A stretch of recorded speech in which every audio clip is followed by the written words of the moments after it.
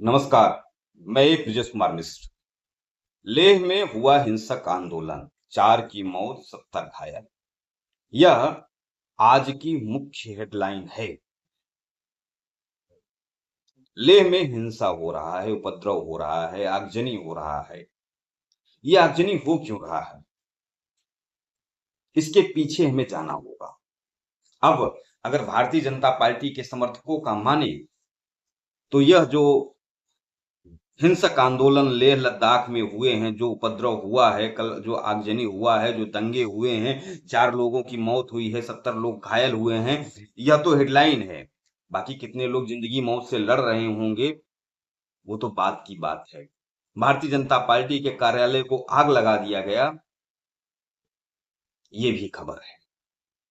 अब भारतीय जनता पार्टी के लोग इस हिंसा के लिए वामपंथियों को, कांग्रेस को, राहुल गांधी को इत्यादि के ऊपर आरोप लगाएंगे कि राहुल गांधी पिछले कई वर्षों से या फिर पिछले कई महीनों से देश में आग लगाने के फिराक में थे। अभी एक दिन उन्होंने प्रेस कॉन्फ्रेंस किया था, उसके बाद जेनजी देश का लोकतंत्र बचाएगा, उसके लिए ट्वीट किया था कि आप सड़क पर उतरो।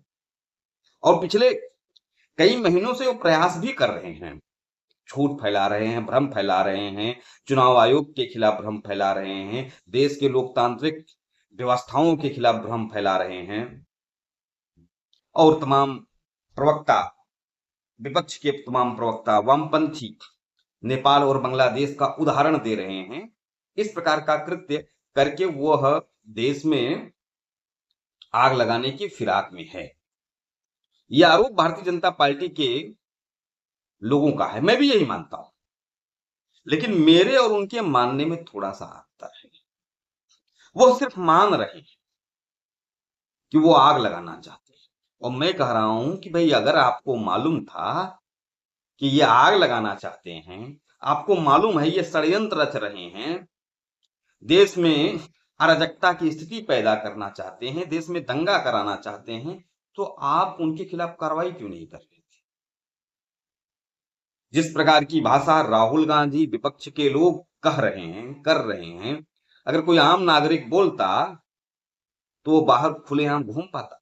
राहुल गांधी को खुलेआम छूट मिली हुई है, विपक्ष के नेताओं को खुलेआम छूट मिली है कि वो देश में दंगा कराएं, देश में आगजनी कराएं, देश की सरकारी संपत्तियों को नुकसान पहुंचाने के लिए वो खुलेआम उकसा रहे हैं, लोगों को झूठ फैला रहे हैं।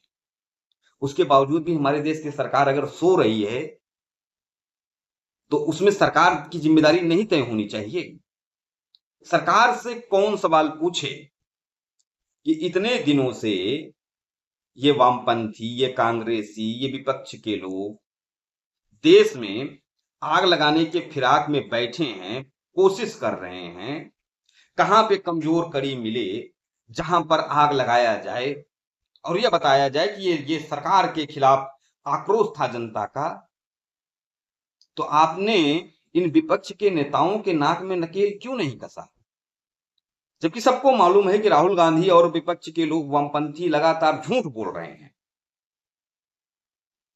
लगातार भ्रम फैला रहे हैं। तो आप हाथ पर हाथ रखे हुए बैठे क्यों थे?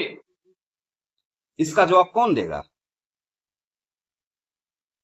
मैं तो कहूंगा कि लेह में जो हिंसा हुई है, उस हिंसा के लिए राहुल गांधी, कांग्रेस, विपक्ष जितना जिम्मेदार नहीं है, उससे अधिक और उससे कई गुना नरेंद्र मोदी सरकार जिम्मेदार है। क्यों जिम्मेदार है? क्योंकि वह लगातार इस बात का इंतजार कर रही थी कि देश में हिंसा हो, देश में आगजनी हो।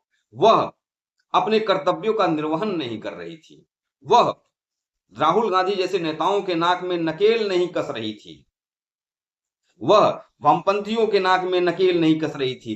टीवी चैनलों पर वो चोर गद्दी छोड़ के लगातार नारे प्रवक्ता लगा रहे हैं, बिना किसी उनका, वो लोग लगा रहे हैं जिनका वोट कटा ही नहीं, लगातार झूठ फैला रहे हैं, लगातार लोगों को भड़काने की कोशिश कर रहे हैं। लेकिन यह सरकार जो है, गूंगी बहरी सरकार, नरेंद्र मोदी की गूंगी बहरी सरकार मौन थी। तो भाई तुम्हारी जिम्मेदारी नहीं बनती? तुम बस रोना रोओगे कि राहुल गांधी दंगा कराना चाहते हैं। तुम्हारा काम यही है। भारतीय जनता पार्टी का काम सिर्फ इतना ही है कि वो रोए कि राहुल गांधी देश में दंगा कराना चाहते हैं, वामपंथी दंगा कराना चाहते हैं, विपक्ष के लोग दंगा कराना चाहते हैं, और तुम हाथ में हाथ बैठकर रोओगे, आंसू बहाओगे। फिर तुम काहे लिए सत्ता में बैठे हो भैया? इसका जवाब कौन देगा? कि हम सिर्फ रोने के लिए हैं? तुमको सरकार में इसीलिए बैठाया गया कि तुम सिर्फ रो कि राहुल गांधी दंगा कराना चाहते हैं। फिर तुम काहे लिए सरकार में बैठे हो? इसका जवाब कौन देगा? वो लगातार झूठ बोल रहे हैं, लगातार भ्रम फैला रहे हैं, लगातार दंगा कराना चाहते हैं, और तुम सिर्फ रो रहे हो। तो यह जो लेह में हुआ है, उसके लिए राहुल गांधी, कांग्रेस तो जिम्मेदार है ही, उससे अधिक भारतीय जनता पार्टी और नरेंद्र मोदी सरकार जिम्मेदार है। धन्यवाद।